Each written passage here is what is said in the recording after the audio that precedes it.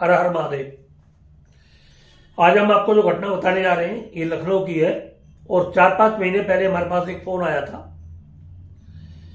कि गुरुजी हमारी बहू ने हमारे से अपने कुछ कागजों पर साइन करवा लिए थे और साइन करवाने के बाद उसने हमारे पूरे मकान की रजिस्ट्री अपने नाम करा ली।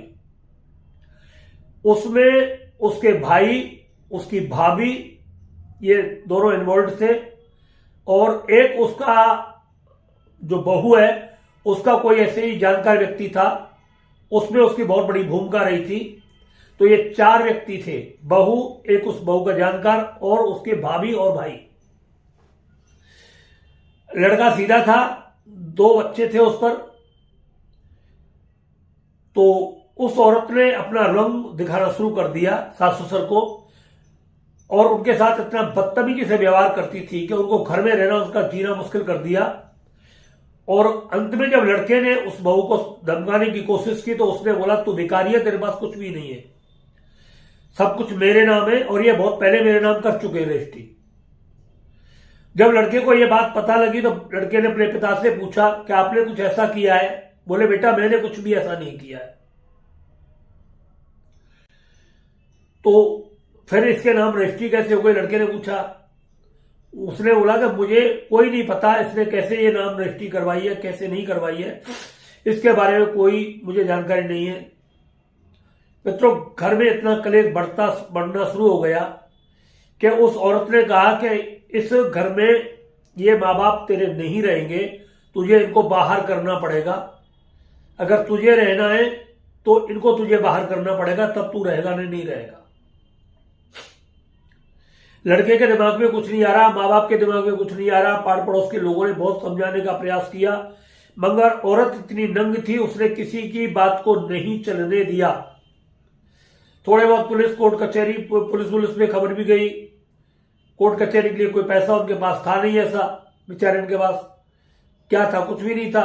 उत्तर प्रदेश में तो कोई पेंशन भी ऐसी नहीं मिलती। तो मतलब जो है निराश होकर के उनके लड़के ने के घर में रोज रोज कलेश ना हो तो कहीं पास में ही वृद्धाश्रम में उनको रख दिया। वो वृद्धाश्रम में रहने लगे मगर अपने नाती बेटों से उनका मिलने का बहुत मन करता था मगर वो बहू उन्हें मिलने नहीं देती थी। चोरी छुपे कभी उसका लड़का उनसे मिलने के लिए जाता था और उसे पता लग जाती तो बहुत बड़ा भयंकर कलेश करती थी उसके साथ, यानी यहां तक कि उसके साथ हाथापाई मारपीट भी कर देती थी।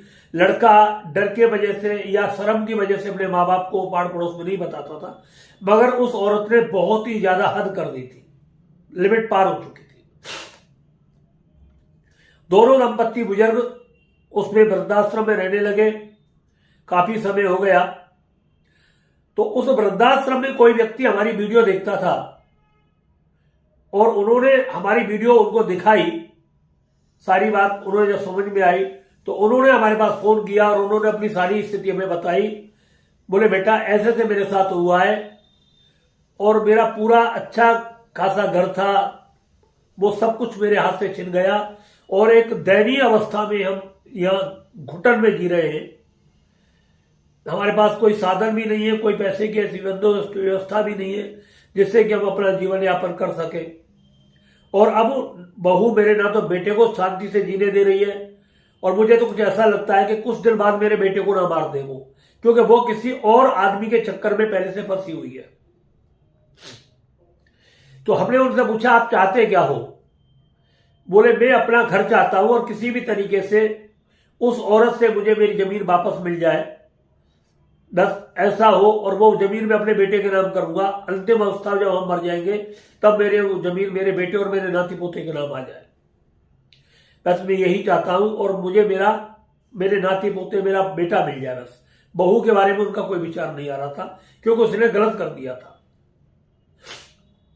हमने उनको बोला कि हम आपको एक मंत्र बता रहे हैं, इस मंत्र का आप जाप करते रहना। आप नियम तो क्या बनाओगे मगर जहां बैठे हो वैसे ही इस मंत्र का जाप करिए और माता रानी आपकी बहुत जल्द सुनेगी, क्योंकि आपकी किसी भी चीज में कोई छल कपट नहीं है और आपकी एज भी इतनी हो चुकी है। विश्वास करके बस आप इस मंत्र का जाप करते रहना, परिणाम आपके सामने बहुत जल्द आने शुरू हो जाएंगे। हमने उनको मंत्र बताया, मंत्र हम डिस्क्रिप्शन में डाल देंगे, साधना का पूरा चैप्टर भी डाल देंगे, जो व्यक्ति इस चीज से जूझ रहे हैं, जिनके साथ धोखा हुआ है, वो इस मंत्र का जाप करना शुरू कर दें। जैसे जैसे हमने बताया है वैसे वैसे करें, 100% आपको सफलता मिलेगी। मंत्र ने इतना ऐसा असर दिखाया उनके ऊपर कि एक डेढ़ हफ्ते बाद या 10-5 दिन बाद ही मतलब जो है, कुछ पुलिस की टीम उस वृद्धाश्रम में उनका हालचाल जानने के लिए आती थी। तो सबसे जानकारी करती थी वो, तो अंत में जानकारी करते करते उनके पास भी आई और उन्होंने अपना पूरा विवरण उसे बताया पुलिस को। जब पुलिस को पूरा विवरण उन्होंने बताया तो पुलिस वालों ने उनकी मतलब जो है कंप्लेंट लिखी और तुरंत उन व्यक्तियों को, उनकी बहू को थाने बुलाया। तो पहले तो वो बहू कुछ बात को बता नहीं रही थी, बहू और बेटा दोनों बुलाए गए थाने में। तो पहले बहू कुछ बता नहीं रही थी किसी भी बात के बारे में, मगर जब बहू में जब वहां पर लठ पड़ने लगे, उसकी ठुकाई होने लगी, तो उसने पूरा माजरा उगल दिया, बता दिया कि इस तरीके से ये वो लोग मेरे साथ इन्वॉल्व थे और इन लोगों ने मुझे इस तरीके से बोला था और तब मैंने ये काम कराया है। मामला कोर्ट में चला गया, कोर्ट में सजा होने का नंबर आया। वहां पर जज के सामने बुढ़े बुजुर्ग उनको भी बुलाया, बुढ़िया और बुढ़े को वहां पर। तो कोर्ट ने कहा कि इनकी हम सजा कर देते, इन्होंने आपके साथ गलत किया है। बहू पैरों में गिर गई कोर्ट के अंदर, माफी मांगने लगी हाथ जोड़ करके कि मुझे माफ कर दो, जो भी होगा जिंदगी में दोबारा नहीं होगा ऐसा कभी भी। कोर्ट ने वो रजिस्ट्री दोबारा से बुढ़े और बुढ़िया के नाम कराई वहां पर और उसमें वो एफिडेविट भी लगवाया कि मेरे मरने के बाद इस जमीन के वारिस मेरे नाती और मेरा बेटा, ये दो बनेंगे। इस बहू का मेरी जमीन में, मेरी प्रॉपर्टी में किसी भी प्रकार का कोई भी हिस्सा नहीं मिले। ये जो चीज है मैंने आपको बताई है कि जो लोग ये समझते हैं कि बहू बेटा हमारी सेवा करें, ऐसे कोई भाग्यशाली लोग होते हैं जिनके पास आपकी प्रॉपर्टी हो ना हो, आपके पास पैसा हो ना हो, तब भी वो आपकी सेवा करते हैं। मगर आज के टाइम में लालची लोग ज्यादा हैं, आपके पास पैसा है तभी अक्सर करके आज हम देख रहे हैं बूढ़े बड़ों की सेवा होती है, वरना बहुत कम लोग करते हैं। इसलिए मैं आप सभी से ये अनुरोध करता हूं कि विश्वास करें, मगर इतना अंधा विश्वास भी ना करें कि आपकी जिंदगी बर्बाद हो जाए। बुढ़ापे में अपने लिए पैसा बचा करके रखें, बुढ़ापे में अपनी प्रॉपर्टी के कागज अपने पास सेव करके रखें और हमेशा इन सब चीजों से सावधान रहें, किसी के बहकावे में आप कर्मे ना आए।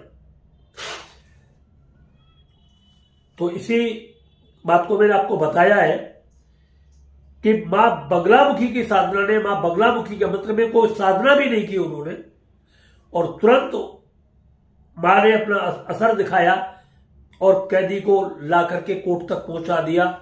और अगर वो सास ससुर उसके उस पर मना ना करते जज से तो उसकी सजा होती और ना मालूम कितने दिन की सजा भोग करके उसे दोबारा से आना पड़ता उस घर में। तो ये आज का वीडियो था, बहुत छोटा वीडियो बनाया है। बहुत सारे लोग कहते हैं गुरुजी वीडियो बहुत बड़ा हो जाता है।